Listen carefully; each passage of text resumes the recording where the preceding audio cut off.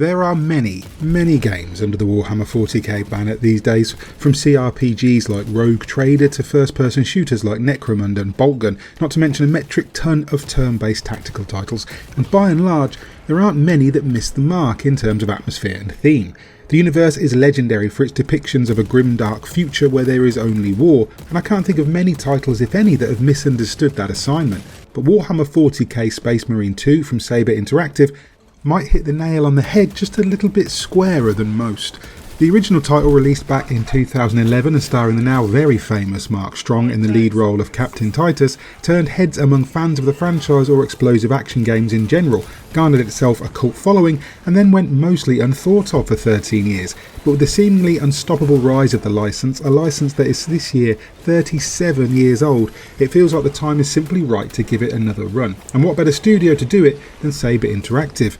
Having delivered the super successful Left 4 Dead-alike World War Z, Saber have already proved their mettle when it comes to gunplay and tension, but they also have their proprietary swarm technology, the ideal medium to properly explore one of 40k's most infamous enemies, the Tyranid Hive, a living war machine comprised of billions of unstoppable killing machines all controlled by a single hive mind. The Tyranids are among Warhammer 40k's most interesting and enduring enemy types, and the perfect villain for a balls-out third-person shooter like Space Marine 2.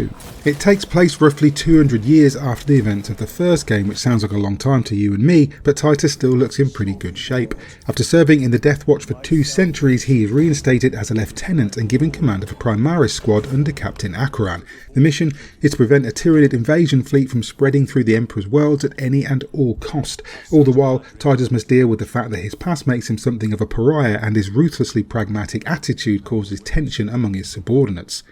The campaign wastes no time in dropping you into the thick of things and then delights in keeping you there, always vastly outnumbered and fighting what at times feels like a losing battle. There isn't a huge amount to spoil in the story, and so I'll be vague with details, but the campaign is one of the most atmospheric and on-point depictions of the universe in recent years. Supported by 2 other Marines, Chiron and Gadriel, Titus faces countless hordes of enemies across a number of inspired locations, painstakingly designed to convey the trademark 40k sense of grim attrition. But it isn't the locations or the atmosphere that sets Space Marine 2 apart, for as surprisingly beautiful as this game can make a blood-drenched battleground look, the real star of the show is the Tyranid Hive itself. First seen in World War Z, Saber's swarm tech is a marvel to behold here.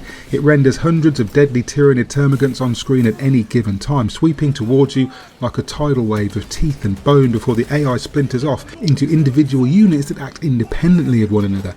They leap at you, dodge your attacks, flank you, and getting surrounded by a few too many is an easy way to get your limbs chopped off. There are larger foes too, as well as a handful of elite type enemies with unique attack patterns and abilities such as Tyrants and Raveners. The foe is many and varied, and even on a standard difficulty gets pretty hairy at times, but of course you're not exactly a pack of squealing mimsies hiding in the corner. Primaris Space Marines are the backbone of the God Emperor's forces and the de facto good guys of the Warhammer 40k universe. Well, sort of. It's complicated. Each one is a bioengineered walking battle tank in half-ton armour, armed with some of the most devastating weaponry you can carry with just 2 hands. Saber Interactive have gone all out here, to the point that moving around in this world almost feels like you're playing a mech shooter. Titus is, to forego poetry, fucking huge. As enemies attack, you'll get blue or red indicators to warn you of what's coming. Blue can be parried, which will often result in a brutal counter, while red must be dodged, though perfect dodges can often lead to a kill shot which wipes out smaller enemies or badly damages larger ones. Able to switch between a 2-handed weapon like a bolter or melter and a pistol and melee combo, Space Marine 2 has an impressive array of weapons. Power fists and chainsaws, heavy bolters and plasma pistols. There are plenty of ways to deal death, not to mention a variety of grenades to pepper the battlefield with bits and pieces of Tyranid. Get an enemy on the ropes and a click of the right stick will see you tear them apart in a variety of gruesome finishes. Sadly though, this diversity simply doesn't extend to other parts of the campaign. While it throws new enemies at you regularly and drip feeds you new weapons and loadouts, the campaign itself is very linear, with few diverging paths to explore and no collectibles to speak of. Pickups are limited to ammo, stimpaks and grenades, with a few data slates offering background lore in audio form. As much brutal fun as it is, it feels like the campaign is really just a setup for the online contingent, operations mode and the Eternal War PvP mode. With no cash shop or in-game purchases at launch, the Season Pass and additional DLC in the form of cosmetics and new chapters is what's going to keep Warhammer 40k Space Marine 2 profitable, and a lot of effort has been put into making the online element, particularly the operations mode, feel enticing. It's here that you can earn a special currency to unlock a ridiculous amount of cosmetic options to customise your online characters to suit your favourite chapter of Space Marine or Chaos Marine.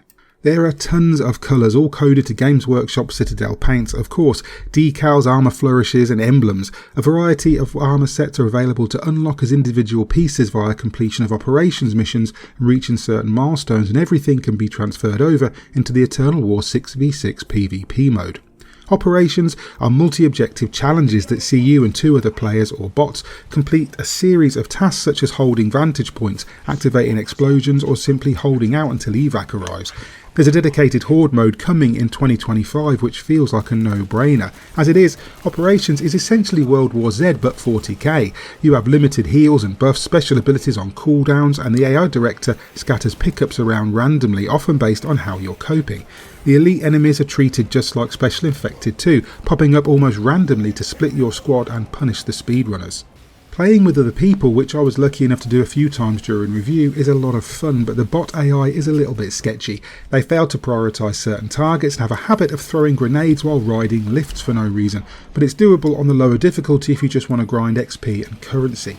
There are 6 classes in this mode: Assault, Tactical, Vanguard, Sniper, Bulwark and Heavy, each with 25 skills to unlock and their own loadouts and special abilities. For example, the Bulwark can place a banner down that boosts health and armour, while the Vanguard has a grappling hook for reaching distant enemies and drop kicking their Xenos asses into oblivion. If anything though, Sabre have gone a little bit too stingy on the unlocks. Not only do you need to earn enough XP to make the skills available, you also have to pay currency to equip them. This wouldn't be so bad, but each costs 10 or more credits and the cosmetics cost upwards of 30 each, and most missions reward you with just 25. That's a lot of grind, especially as XP isn't shared across classes. Weapons too can be up-leveled and customised with the same systems. I can see this being tweaked post-launch to make earning rewards a little bit more enticing, especially given how long an operations mission is, easily running upwards of 20 minutes until you have a solid grasp of what's expected. Warhammer 40,000 Space Marine 2 does feel like the complete package though. The campaign may be a little no frills and linear, but it sets up the operations mode. Each mission is framed as happening during the events of the campaign and delivers some of the most brutal and cathartic third-person action since Gears 5. With a surprise enemy addition around the halfway point, Space Marine 2 also does a good job at mixing up objectives, giving you a pyroblaster, that's just a flamethrower to you and me, to clean out vermin in one mission, while another is multi-level and necessitates using jump packs to get around. Perhaps most crucially, Sabre Interactive truly understood their assignment. They've created an arena of war worthy of the universe that fans will absolutely love and newcomers will simply enjoy for the solid mechanics and responsive, thrilling violence. Played on PS5, the controller haptics make you feel every thundering step and every roaring rev of the chainsword, while the gorgeous visuals present a stunningly grim world of alien swamps and battle-blasted fortresses. With the Season Pass and roadmap in place, Warhammer 40,000 Space Marine 2 is a superb foray into the universe and a more than worthy successor to the 2011 original, and for that reason I'm going to score it 9 out of 10. We have melter charges left in it. Place them strategically. Weak points only. Hi there, hope you enjoyed that review of Warhammer 40,000 Space Marine 2 from Sabre Interactive and Focus Entertainment. If you did, please hit like and subscribe, maybe tag the bell icon too, so you're kept up to date with everything we post going forward. And if you want to support us via Patreon, you can do that at patreon.com/GodIsAGeek. In the meantime, I've been Mick Fraser and you guys have been lovely. Bye.